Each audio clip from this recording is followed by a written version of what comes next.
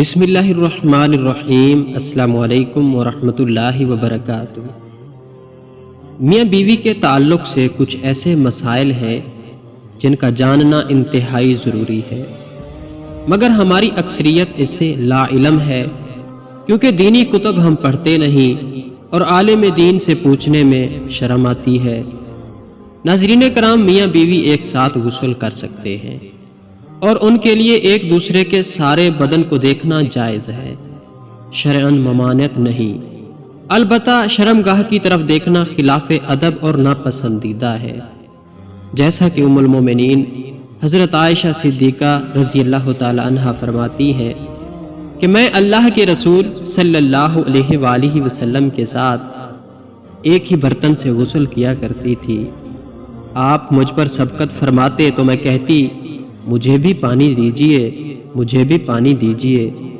ایک اور روایت میں ہے، وہ فرماتی ہیں کہ نہاتے وقت میرا اور رسول کریم صلی اللہ علیہ وآلہ وسلم کا ہاتھ برتن سے پانی لینے میں آگے پیچھے ہوتا تھا، اور حضرت عائشہ رضی اللہ تعالی عنہا ہی فرماتی ہے کہ نہ تو آپ صلی اللہ علیہ وآلہ وسلم نے کبھی میرے سطر کی طرف دیکھا اور نہ ہی میں نے کبھی آپ صلی اللہ علیہ وآلہ وسلم کے سطر کی طرف دیکھا۔ ناظرین کرام، خاص طور پر جماع یعنی ہم بستری مباشرت کے وقت بات کرنا مکروہ ہے، اس سے بچے کے توتلے ہونے کا خطرہ ہے۔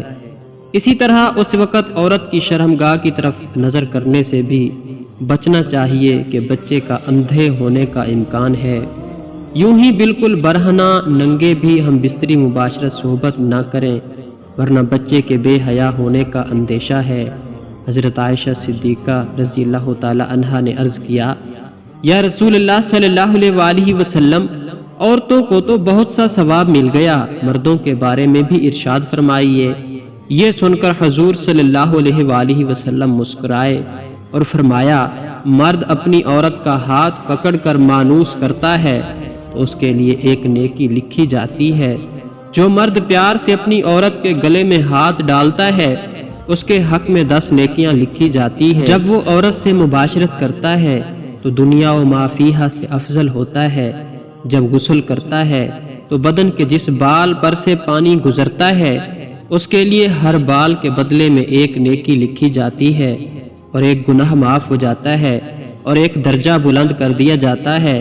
اور غسل کرنے کے عوض میں جو چیز دی جاتی ہے وہ دنیا اور ما فیہا سے بہتر ہوتی ہے، اور بے شک اللہ تعالیٰ اس پر فخر کرتا ہے اور فرشتوں سے کہتا ہے کہ میرے بندے کی طرف دیکھو کہ ایسی سرد رات میں غسل جنابت کے لیے اٹھا ہے، اور وہ اس بات پر یقین رکھتا ہے کہ میں اس کا رب ہوں۔ تم اس بات پر گواہ رہو کہ میں نے اس کو بخش دیا۔ بہترین بیوی وہ ہے جو سونے کے کمرے میں اپنے حسن و جمال اور بستر پر خاوند کے ساتھ خوبصورت طور اتوار سے اسے اپنے پیار کے جادو میں جکڑ لے، دوران صحبت اس کے مقصد پر نگاہ رکھے اور غور کرے کہ اس کا خاوند کیا چاہتا ہے، اور پھر اس کی پسند سے بھی بہتر انداز میں اپنے آپ کو اس کے سپرد کر دے، نرم گفتگو کرے، اس کی رغبتوں اور چاہتوں کو پورا کرتے ہوئے اسے سیر کر دے۔ کبھی بھی اس کے بستر پر جانے سے مت رکے۔ اگر وہ اس کے ساتھ مقاربت کا خواہش مند ہے تو قطعاً نافرمانی نہ کرے، کیونکہ اللہ رب العزت کے ہاں یہ بہت بڑا گناہ ہے۔ جب شوہر بیوی کو اپنا طبی تقاضا پورا کرنے کے لیے بلائے، بیوی انکار نہ کرے۔ اس سلسلے میں حدیث مبارکہ میں واضح تعلیمات موجود ہیں۔ چنانچہ ارشاد مبارک ہے، جب آدمی اپنی بیوی کو اپنی حاجت پوری کرنے کے لیے بلائے اور بیوی انکار کرے، جس پر شوہر غصے کی حالت میں رات گزارے، تو صبح تک فرشتے اس عورت پر لعنت بھیجتے رہتے ہیں۔ دوسری روایت میں ہے، حضرت طلق بن علی فرماتے ہیں کہ رسول اکرم صلی اللہ علیہ وآلہ وسلم نے فرمایا، جب شوہر اپنی بیوی کو اپنی حاجت پوری کرنے کے لیے بلائے تو وہ اس کے پاس چلی جائے، اگرچہ روٹی پکانے کے لیے تنور پر کھڑی ہو۔ لہٰذا بغیر کسی عذر شرعی کے عورت کو شوہر کی طبی ضروریات پورا کرنے سے انکار کرنا درست نہیں ہے۔ حضرت سیدنا عبداللہ بن مسعود رضی اللہ تعالی عنہ سے ایک شخص نے عرض کیا، میرا جس لڑکی سے نکاح ہوا ہے میرا گمان ہے کہ کہیں وہ مجھے ناپسند نہ کرے۔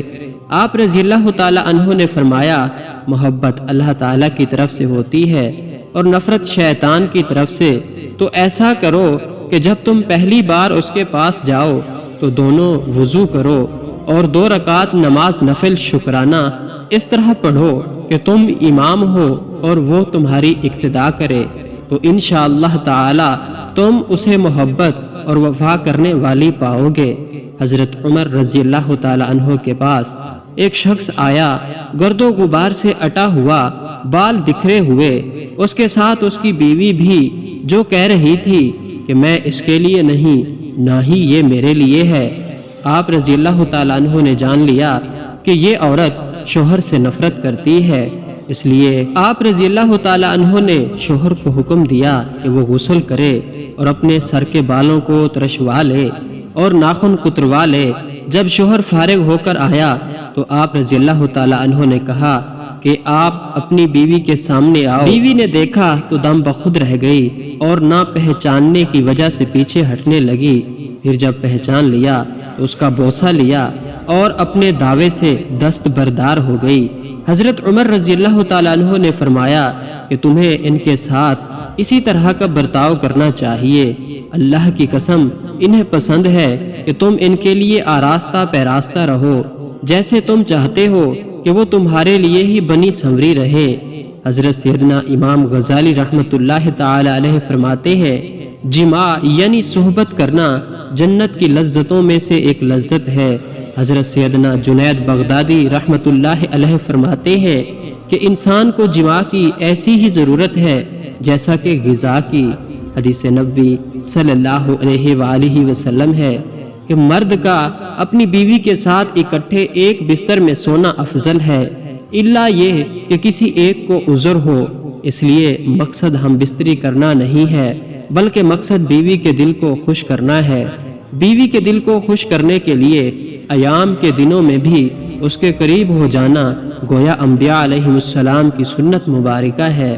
مسند احمد میں حضرت سیدنا عبداللہ بن عباس رضی اللہ تعالی عنہ سے روایت ہے کہ نبی کریم صلی اللہ علیہ وآلہ وسلم نے فرمایا، جو آدمی اپنی بیوی کے پاس آنے سے پہلے یہ دعا پڑھتا ہے، بسم اللہ اللہم جنبنی الشیطان وجنب الشیطان ما رزقنا، جس کا ترجمہ ہے اللہ پاک کے نام کے ساتھ شروع کرتا ہوں، اے اللہ ہم کو شیطان سے بچا، اور آپ اس سے جو اولاد عطا فرمائے اس کو شیطان سے بچا۔ اگر میاں بیوی کے اس تعلق سے اولاد کا فیصلہ کر دیا گیا تو شیطان کبھی بھی اس کو نقصان نہیں پہنچا سکے گا۔ فقہا نے فرمایا ہے کہ شوہر اپنی بیوی کی مرضی کے بغیر زیادہ سے زیادہ 4 ماہ کی مدت تک اس سے دور رہ سکتا ہے۔ امام جلال الدین سیوطی رحمۃ اللہ نے حضرت عمر رضی اللہ تعالیٰ عنہ کے حوالے سے یہ بیان کیا ہے کہ آپ رضی اللہ تعالیٰ عنہ رات کے وقت گشت کر رہے تھے تو ایک گھر سے ایک عورت کی آواز آ رہی تھی اور وہ کچھ اشعار پڑھ رہی تھی۔ مفہوم یہ تھا کہ اس کا شوہر گھر سے کہیں دور چلا گیا تھا اور وہ اس کے فراق میں غم زدہ تھی۔ سیدنا عمر رضی اللہ تعالیٰ عنہ گھر آئے اور اپنی زوجہ سے دریافت کیا کہ شادی شدہ عورت شوہر کے بغیر کتنی مدت صبر کر سکتی ہے، تو جواب دیا کہ 3 سے 4 ماہ۔